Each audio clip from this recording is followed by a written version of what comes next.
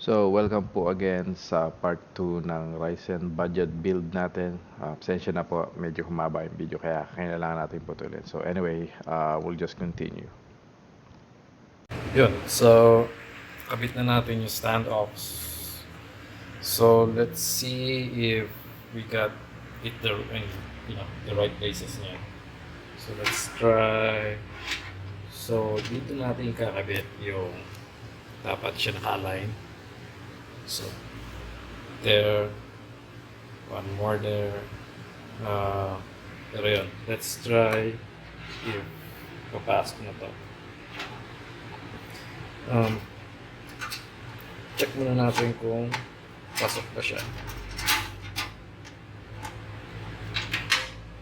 So, yung sa taas medyo madali. Ilan lang yung screw doon. Yung sa baba ang hindi natin nakuha. Or itong sa baba dito. Kailangan yung dito. Sige. So, yun. Nakuha na natin lahat ng position. So, lagay na natin yung mga screws nila. Yun. So, nalagay na natin yung mga screws natin. One thing to take note, yung screws na kasama ng motherboard, mix siya. So, be very sure na ginagamit natin yun. Kasi kanina iniikot ko yung isa, yung pala, mali pala yung nakuha ko. So, hindi siya pumapasok, malaki siya masyado. So, make sure na, ayun, gamitin nyo yung tamang screw, which is this one, yung may parang sombrero or, I don't know. Yan. Yan yung pang motherboard. So, next, inopen ko na actually yung hard drive. Tinginan ko siya. So, Toshiba. Oops. Yeah. 1 terabyte. So, kanina tinatanong ko dun sa shop kung 7200 to. Sabi nila yes. Yun, 7200 naman. So, should be good enough. So, kanina sinisilip ko kung saan ko siya ilalagay.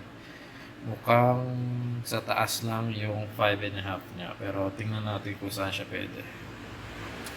So, ayun. Dito pala siya sa baba. Meron siyang I think about 3 hard drive dito pwede. Cache. So, in-screw ko na dito sa harap. Dalawa.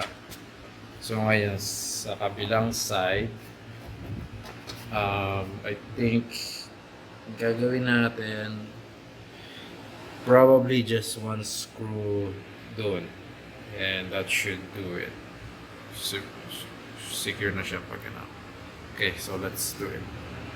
So, nakabit na natin yung hard drive doon. Mamaya natin kabit yung cables.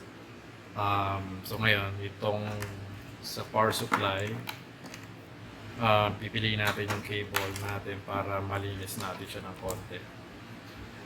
Konti lang naman ang kailangan natin dito. So, meron siyang 24 pin SATA cables, SATA power cables, ito yung Molex.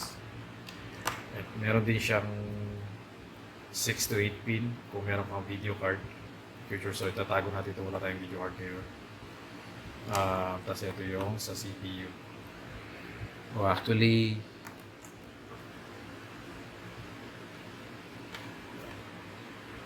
yun lang.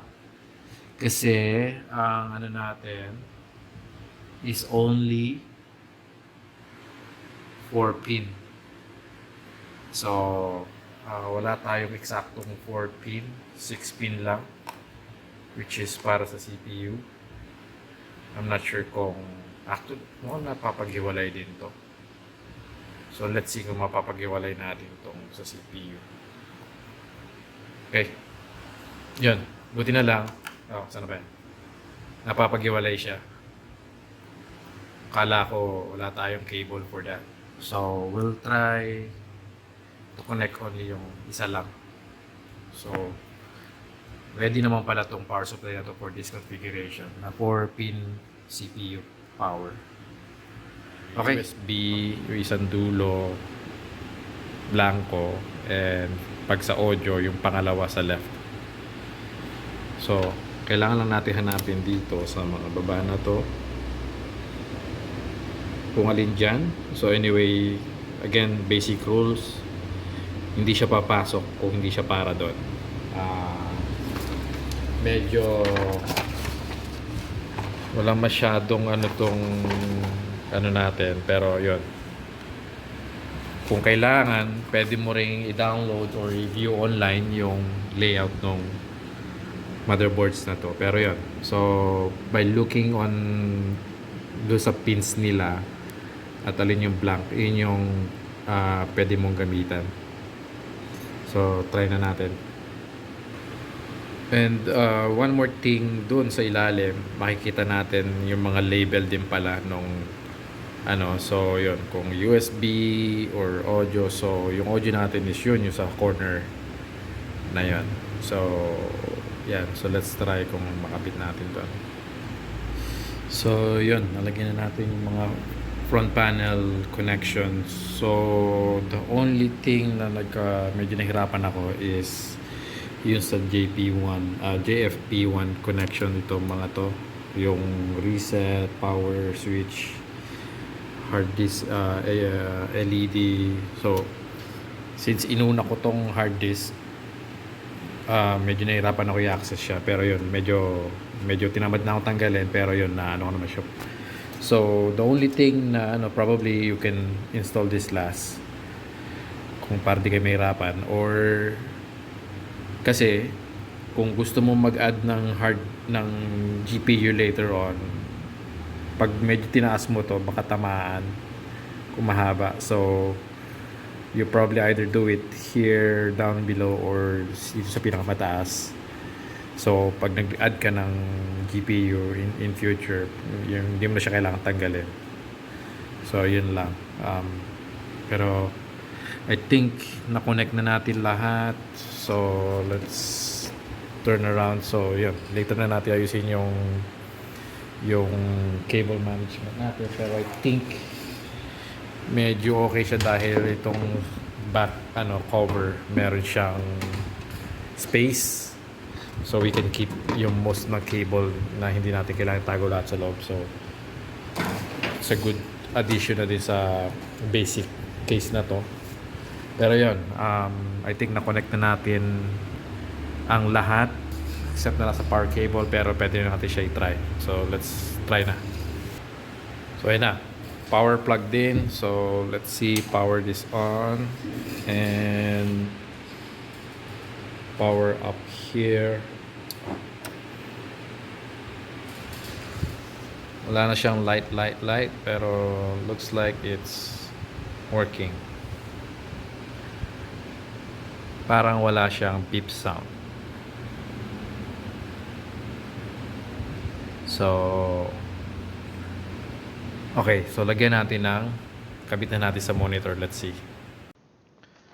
So, bale, yung Kingston Fury 266, hindi pala siya compatible sa Mobo na Pro Max. No signal ako, akala ko ano yung problema. Tried everything, then it turns out na pag-search ko online, 2667 yung based do sa compatibility list do sa website. So ngayon, pumunta ako sa Gilmore, yan. Pinalitan nila. Ngayon, they exchange it with T-Force PC 3600 Excalibur. Yun yung picture sa baba. So, yan. Nag-boot na siya. Gumana. So far, so good. At yan, kung nakita nyo, nag-install na tayo ng Windows. Dinala ko na sa bahay nung so everything is working fine na. Dinikit natin yung little stickers din para matakpan yung fortress, para mukhang medyo mabigat, pero yan, we successfully build this budget build. It's really just for homeschool, pang estudyante. Ayun, so hopefully nagustuhan nyo yung long video natin, pero it's just basically really to share how we build budget computers. So it's just something that we can share at this time. Maraming tao na try mag-build ng sarili nilang computers. Anyway, that's all we have, and don't forget to subscribe for more videos. Thank you. God bless.